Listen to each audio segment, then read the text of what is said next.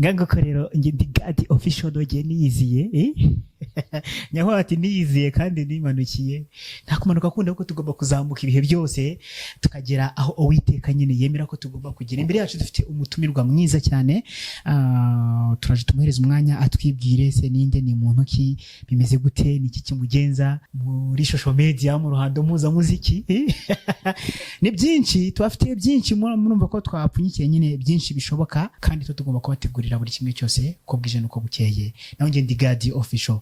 Muraho neza? Muraho neza. Amakuru ni meza. Murakomeye? Turakomeye, tumeze neza. Yego. Namwe mumeze neza? Tumeze neza cyane. Okay, ni byiza cyane. Ngango rero niba ari umupapa ntubimbaze, ariko gusa arasetsa. Okay, nibyo. Ndi umupapa. Ati ni umupapa. Papa w'abana bangahe? Ndi umupapa w'umwana umwe. Umwana umwe. Okay. Nyirizina witwa nde, urinde? Murakoze cyane kuduha ikaze kuri God official. Amazina y'ababyeyi ni Hakiza Abazungu Justin. Mfite umudamu umwe n'umwana umwe.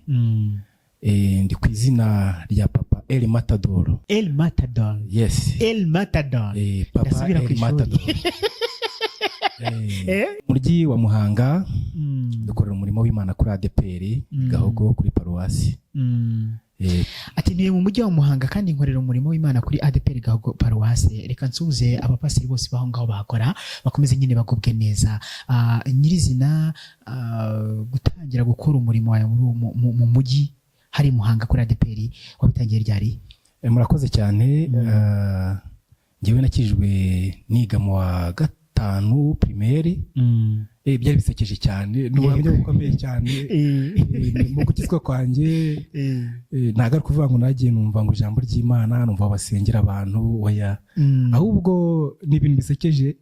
Hari umukobwa wakundaga kuririmba muri cya gihe batanga amanota yo kuririmba imirimo y'amaboko, kwikorera ibyatsi. Noneho yaririmba bakamuha 10 ku 10. Ngewe narimba indirimbo zacu zikigeza aho nasengeraga, bakamanota 7 n'igice, 5. Bitafata umwanzuro nayo ndavuga ni ngomba kujya nanjye aho uriya mukobwa asengera, nanjye bakajya bampa 10 ku 10. Bakampa 10 ku 10. Ku rusengero batangaga amanota yo kuririmba? Oya, ku ishuri. Yego. Ubwo urumva habagaho ibintu byo kwikorera ibyatsi, byo gusasira amakawa, gukora imirimo y'amaboko, kubaza imihini, kuboha ibitebo, ibintu nk'ibyo ngibyo batanga amanota. Twagera rero mu kuririmba turi mu ishuri, ngiye bakampa 7, 6, 7 n'igice. Ariko umukobwa twiganaga ndabyibuka cyane, mwebwe bankurikiye, bakahita bamuha 10 ku 10. Yaririmbaga udukorasi twiza cyane. Nanjye mpita mfata umwanzuro nk'uko nabantingiye muri ratorero, ku buryo nanjye nzaza mbona amanota 10 ku 10. 10 ku 10. Mu kwiruka nkabona 10 ku 10, ubwo ni muri siporo. Mu kwikorera ibyatsi nzanye ku ishuri 10 ku 10. Mu kuririmba 10 ku 10. Nanjye nzi ko ngukora. Nta bindi bidasanzwe ngiye byigize bimbaho. N'urugendo rurerure cyane. Rurerure, niga segonderi, ndayirangiza. Ngera igihe ariko nza kwiga hano mu mujyi wa Muhanga, nkomeza kaminuza. Ndayirangiza, ubwo najemo hano i Muhanga. Biba ngombwa yuko narimbaga muri korali z'abanyeshuri ziwacu mu cyaro, ariko ngeze mu mujyi nifuza nanjye gukomeza gukora umurimo w'Imana. Nza muri korali imwe ya hano mu mujyi, hari kuri ADPR Gahogo, nkomeza gukora umurimo w'Imana kugira n'ubu ngubu Imana ikiri kumwe natwe. Mbese Imana yakoze byinshi cyane birenze. Ati Imana yakoze byinshi cyane kandi birenze. Angaye ngo rero reka nkubwira ni nyine komeza ugubwe neza udukurikiranye, nyaboneka aho uri hose gerageza ntucikwe ntubanaho urushinge, ahubwo ujye ukanda subscribe. Tumenye si tujye ukanda subscribe rero sasa. Ati ndi umupapa mfite abana kandi nsengera hariya, kandi cyane inshinga cyangwa se icyandaje inshinga zo kugira ngo njye kwasengera byaterwaga n'uwo mukobwa yitwaga nde? Ni iwacu icyo gihe mu cyaro, ni umukobwa yitwaga Mahoro. Niryo zina nibuka, ndi uko twamwitaga Mahoro. Ubwo ni Mahoro nuko mwari hindaga? Ni Mahoro cyangwa se Mahoro bitewe n'ukuntu duce tuvuga. Niko twebwe twamwitaga. Ubwo ni za style z'abanyeshuri. Yego. Mahoro.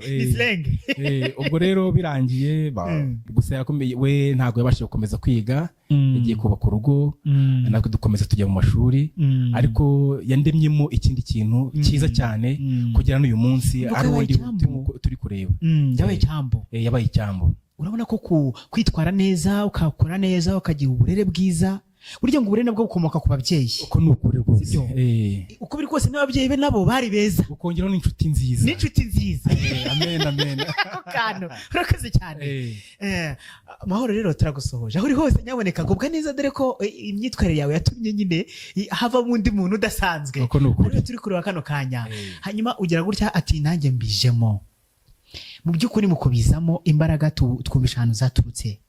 Noneho gutangira kuza ku mbuga nkoranyambaga byo wabitangiye ryari? Murakoze cyane. Nabitangiye muri no mwaka wa 2025. Yego. Mbitangira ku bwishimwe rikomeye cyane. Kugira uyu munsi iyo umuntu abonye bukeye yumva anezerewe. Ndabaha akantu gatoya. Hari igihe umuntu wumva ngo bamukoreye isabukuru nziza. Yego. Abantu bakishima, bagakora umunsi mwiza, bagafeta, abantu bakagura fanta, banywa inzoga bakanywa inzoga, abanywa amaji bakanywa amaji. Ngiwe ku bwanjye rero mu minsi ishizeho gatoya muri izi ntangiro z'uyu mwaka wa 2025 navuga ngo Imana yanyongereye iminsi yo kubaho. Ngiye ku bwanjye rero nayifashe nk'umunsi uri w'isabukuru, yayifashe nk'umunsi uri anniversaire mu ndimi z'amahanga. Ndabivugamo gakeya ariko mbahayeho ubuhamya gatoya. Nararwaye, na madamu ararwara, n'umwana ararwara, n'abakozi 3 bo mu rugo bararwara, yewe n'umwana ari waje kudusura ararwara. Turwarira icyarimwe, murumva umubare mvuzi, abantu 7. Turarwara rwose bigeraho umuntu kwa kundi bavuga ngo yapfuye, ariko Imana ntiyabikunda. Ku bwanjye rero nongeye kugaruka. Ibyo nahuyemo nabyo ntago mbivuze. Nasanze nta ndishimwe, ntabona ishimwe nshimiye Imana. Ndavuga ngo sinabona inka ntanze ngo Imana ibone ko yishimye, cyangwa se icyo nayitura. Sinabona ikintu nayitura. Sinabona ikintu natanga mu rusengero cyangwa se ngo ntange n'ahandi kugira ngo Imana ibone ishimwe ryanjye. Ariko ndavuga ntibirashoboka. Hari ubwo ari nyuma maze gukira, twese tumaze gukira, abantu baraje baradufata, bagerageza uburyo bwose baduha imiti, tujya kwa muganga, turakira dusubira mu buzima busanzwe. Ariko ndavuga ngo nta rindi shimwe nabona. Ndavuga nti ahari wafungura umurongo wivuga butumwa, nkajya ncishaho indirimbo zifasha abantu, ubutumwa bwiza, ubuhamya, yaba ngewe cyangwa se ni kuri bagenzi banjye bamamaza ijambo ry'Imana. Ntahari haboneka umuntu umwe nibura uzakizwa kuri no murongo. Nanjye ndimo. Nawe urimo. Nanjye ndimo. Ubwo rero nzamuka uko nguko. Umurongo rero ndavuga nti sibi nzabigenza gute? Nzajya mu rusengero nsanga sinzi kubwiriza. Ndavuga nti si muri korali turimba turi abantu benshi cyane, nawo ubutumwa bwiza turabutambutsa, ariko hazamo igitekerezo cyo kuza kuri zino mbuga nkoranyambaga, social media. Ndavuga ngo nabigenza gute? Ariko ndicara ndatekereza, ndavuga nanjye reka nshyireho umurongo, reka mbivuge ngo YouTube channel. Yego. Ufunguye YouTube channel rero. Bamfunguye YouTube channel. Yitwa gute? Nicara wahetse gatoya. Nicara. Ubwire muri makeya, naricaye ndatekereza. Nshaka uburyo nayita, nshaka amazina menshi, mbona ngenda nsacinga kuri internet. Mbona abantu bagiye bayafata. Ni benshi. Ndangije ndavuga nti uyu murongo wanyu ngomba kubita gute?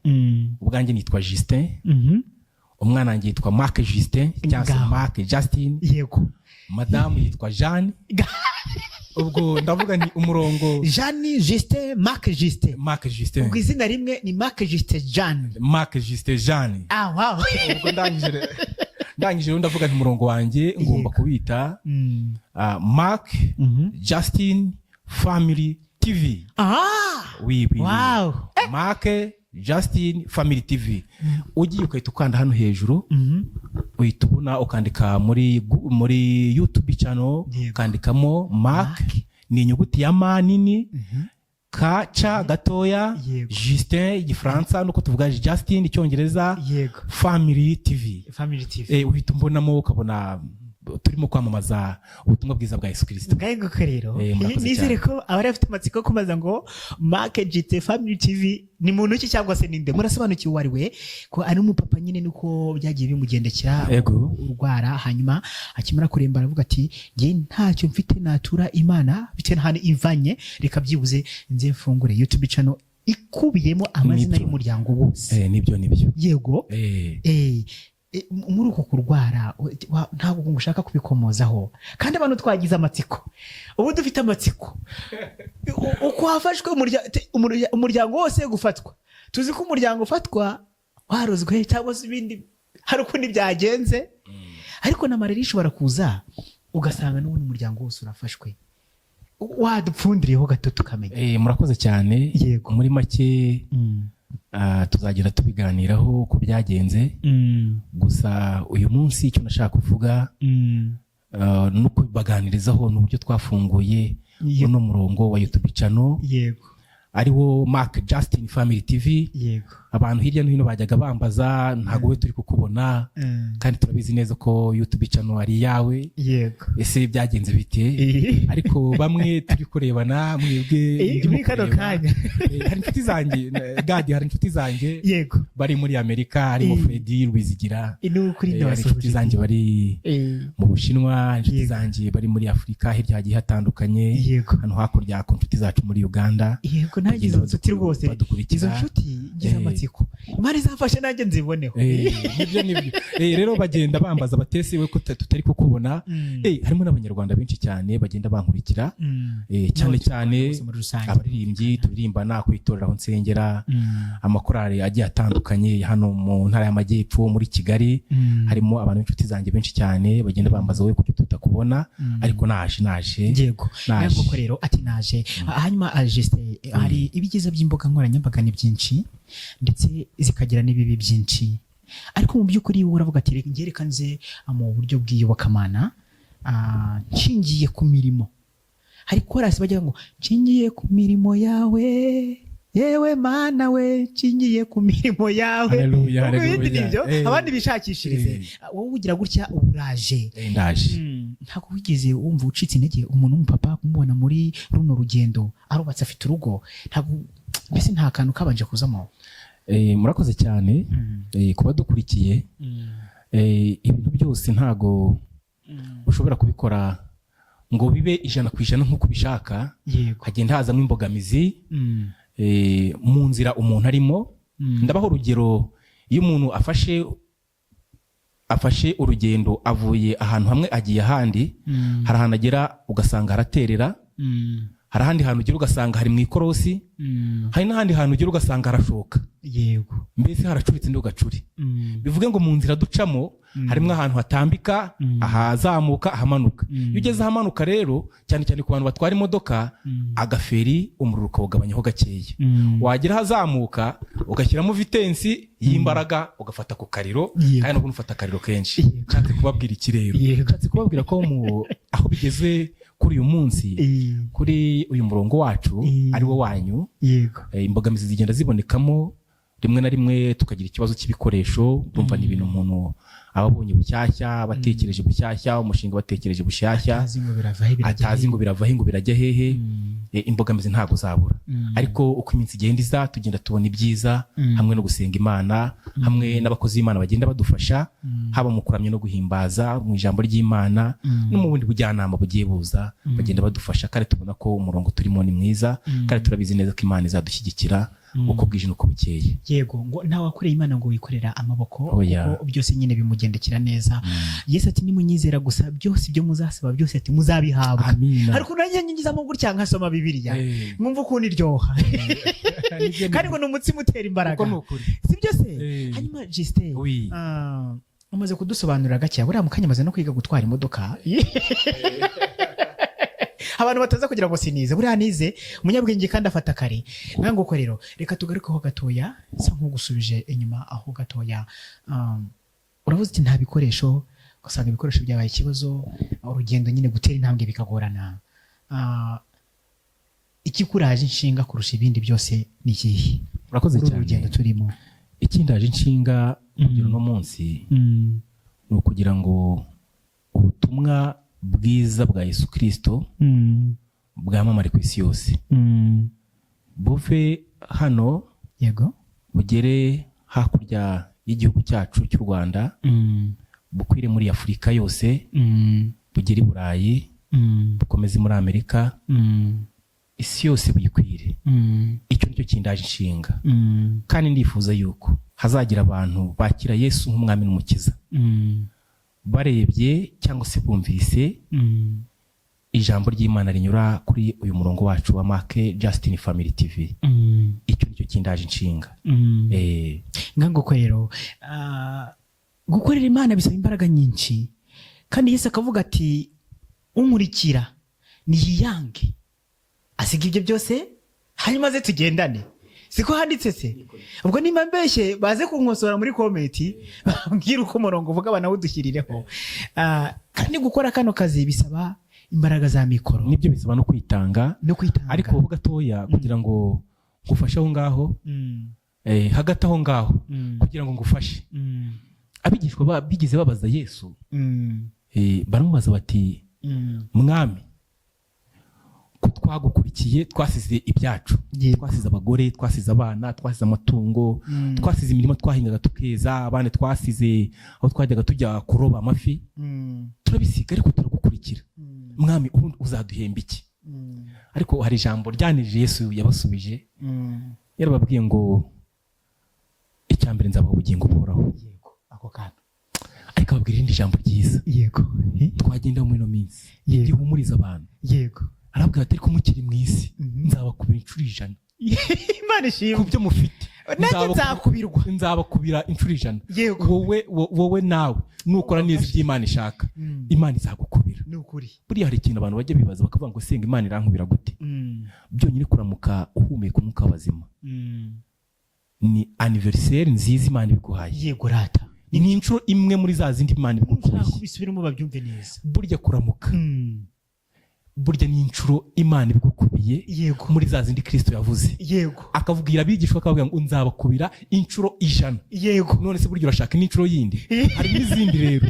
Iyo uvuye hano ukagenda ugafata urugendo ukabona uragarutse, ukagaruka amahoro, burya kuki utibuka ko ari n'inshuro Imana ibigukubiye? N'inshuro Imana ibigukubiye.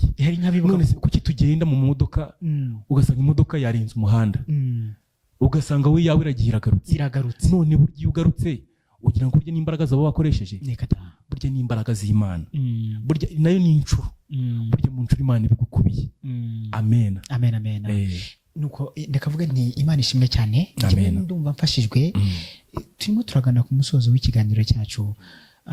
Watubwiye byinshi, udusobanurira byinshi by'urugendo rwawe n'intego ufite kugira ngo ubutumwa bwamamare bugende bukwire hirya no hino mu isi yose.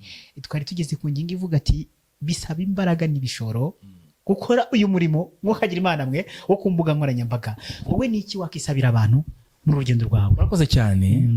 Gadi, ku bwanjye ikintu numva nasaba abantu, icyambere ndabasaba inkunga y'amasengesho. Yego. Yesu yajyaga akora imirimo yo kwigisha abantu ubutumwa bwiza, ariko bwagera ku mugoroba agafata umwanya akajya gusenga. Nanjye kugira ngo mbashe gukora uyu murimo w'ivugabutumwa kuno murongo wa YouTube channel ari wo Make Justin Family TV, cyambere ni inkunga y'amasengesho. Wowe uri kunyumva, waba uri mu Rwanda uri n'inyuma y'u Rwanda, hirya no hino ku migabane y'isi, icyo ndagusaba ni isengesho. Yego. Hari abantu bamwe duhuriye ku murongo wa Ni Hope, twibature abo ngabo nabo ndabasuhuje cyane, kandi tuje abanyarwanda muri rusange, inshuti zanjye ndabasuhuje. Ariko hari icyo warumbaje umbaza ngo niki nifuza kugira uno munsi. Icyambere ni amasengesho yanyu, icya kabiri ni inkunga. Ni inkunga kugira ngo nanjye mbashe kugera ku byuma bifatika, kugira ngo amashusho abashe kugaragara neza, kugira ngo mbashe kugera kubaduha ubuhamya, baduha indirimbo, abatubwira ijambo ry'Imana n'amajwi meza, kugira ngo ubutumwa bwamamare ku isi yose. Bisaba igikoresho, bisaba ibikoresho. Ibikoresho rero biracyari hasi, ariko ndabizeye mwebwe muhora munkurikira, muhora munyandikira mumbwira ati turi kumwe, muhora mwakanze kuri subscribe. Ndabizi neza mwarabikoze, abagenda bakanda kuri like. Hari inshuti zanjye bagenda bandika comment, bagenda bambwira icyo ngomba gukora ndabizeye neza ko ubufasha bwo ntago buzabura mbafite byose ndabifite ibyo ndimo kwifuza yego murakoze cyane ntabwo korera umunyemere byibuze nanjye enze duhinire ahangaha nawe gihe yari Igadi Official tuzasubire ubutaha mu kiganiro cyacu bye bye mugire amahoro n'imigisha murakoze cyane